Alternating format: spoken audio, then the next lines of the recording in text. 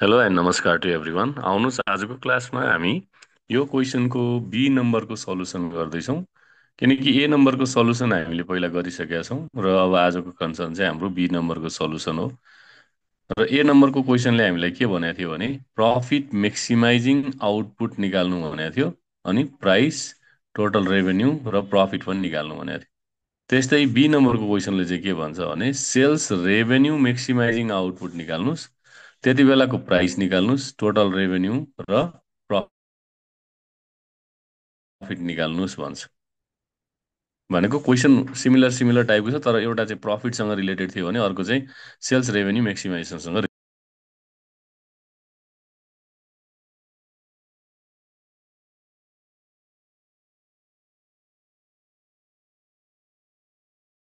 Equals to 100 minus 4Q र cost function given छ, त्यो भनेको 50 plus C is equals to 50 plus C 6Q square छ। अनि प्रफिट भनेको हामीलाई थाहा छ, प्रफिटको फर्मुला चाहिँ के हो त भन्दा प्रफिटको formula simply total revenue minus total cost हो।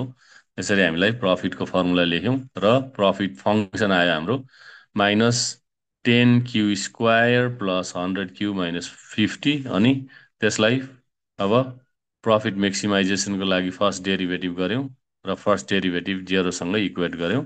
त्यस्तो गर्दाखेरि हाम्रो क्यूको भ्यालु चाहिँ कति आयो त भन्दा 5 आयो। सो क्यूको भ्यालु 5 आयो, अनि त्यसपछि अब प्राइस निकाल्यौँ हामीले, यति आयो, अनि टोटल रेभेन्यू निकाल्यौँ 400 आयो र प्रफिट निकाल्यौँ 200 आयो। यसरी हामीले क्यालकुलेट गऱ्यौँ आउटपुट, प्राइस, टोटल रेभेन्यू र प्रफिट मेक्सिमाइजिङ आउटपुटको केसमा। अब आजको हाम्रो कन्सर्न चाहिँ के हो भने आज चाहिँ हामी बी नम्बरको क्वेसनलाई चाहिँ सल्युसन गर्दैछौँ र बी नम्बरमा हामीलाई गिभन के छ भनेर भन्दा हामीलाई गिभन के छ त भने यो जुन अघिको हाम्रो डिमान्ड फङ्सन थियो त्यो डिमान्ड फङ्सन गिभन छ, त्यसबाट हामीले अलरेडी टोटल रेभेन्यू निकालिसकेका छौँ।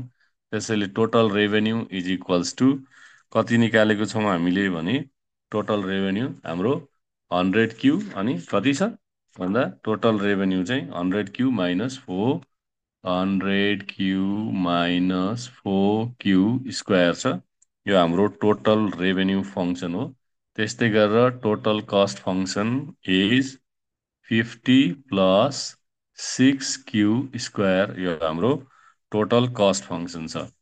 अब हामीलाई त सेल्स रेभेन्यू मेक्सिमाइजेसनको केसलाई हेर्नु छ। त्यसैले for sales revenue maximization, sales revenue maximization sales revenue मेक्सिमाइजेसनको लागि हाम्रो कन्डिसन के हो त भन्दा कन्डिसन इज डिटिआर भनेको derivative of total revenue with respect to Q जेरोसँग इक्वेट गर्छौँ हामीले। अनि अब हामी टोटल रेभेन्यूको भ्यालु राख्दैछौँ यहाँ। Total revenue is 100Q minus 4Q square upon d Q is equals to 0।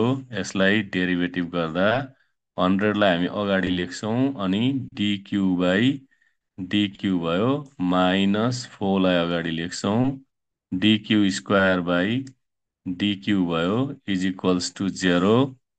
और 100 डिक्यू बाई डिक्यू भनेको 1 माइनस 4 इन्टु पावर अगाडि लेख्ने 2 आयो, क्यूको पावर 2बाट 1 घटाउने 2 माइनस 1, अनि त्यो भनेको 1 हुन्छ र पावरलाई 1 लेखिराख्नु जरुरी छैन, त्यसैले हामी केही पनि लेख्दैनौँ यहाँ हो। इज इक्वल्स टु कति भयो 0 भयो।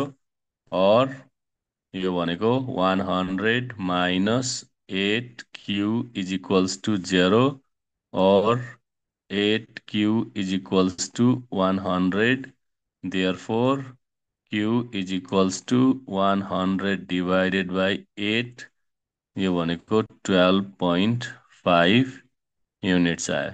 यसरी हामीले क्यूको भ्यालु क्यालकुलेट गऱ्यौँ। अब क्यूको भ्यालु क्यालकुलेट भइसकेपछि हामीलाई के गर्नु पर्यो त भन्दा प्राइस निकाल्नु पर्यो। So price P is equals to कति छ भन्दा क्यूको भ्यालु आइसकेपछि price P is equals to 100 minus 4Q, यो भनेको 100 minus 4 into 12.5 is equals to कति भयो भन्दा यो 100 यो 50 भनेको रुपिज कति 50 भयो। त्यसपछि अर्को हामीलाई के निकाल्नु छ भन्दा प्रफिट निकाल्नु छ। प्रफिट चाहिँ हाम्रो प्रफिट फङ्सन अलरेडी माथि हाम्रो अघिल्लो भिडियोमा छ। त्यो भिडियोको डिटेल चाहियो भने अर्को भिडियोमा हेर्नु होला, डिस्क्रिप्सनमा राखिदिन्छु म त्यसलाई लिङ्क। अनि कति छ त भन्दा यो minus 10Q square plus 100Q minus 50 छ।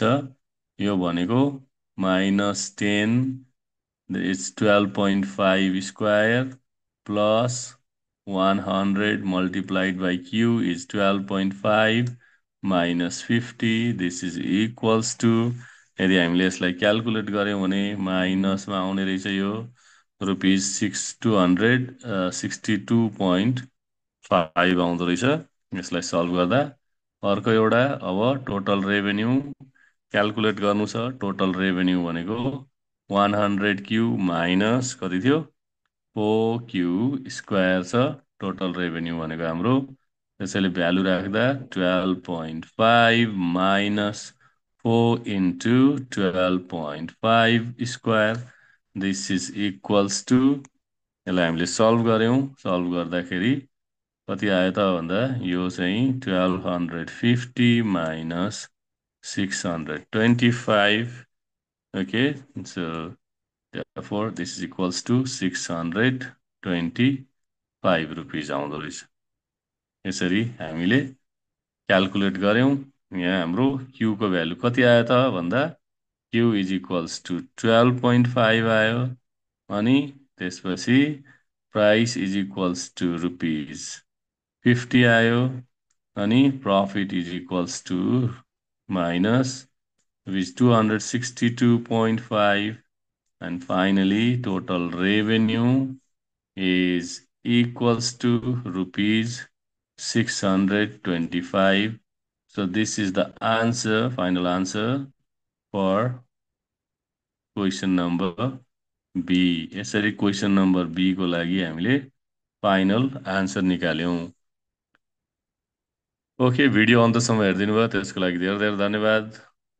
अर्को भिडियोमा अर्को पार्ट लिएर आउँछु, तबसम्मको लागि बिदा दिनुहोस्। हस्त, नमस्कार।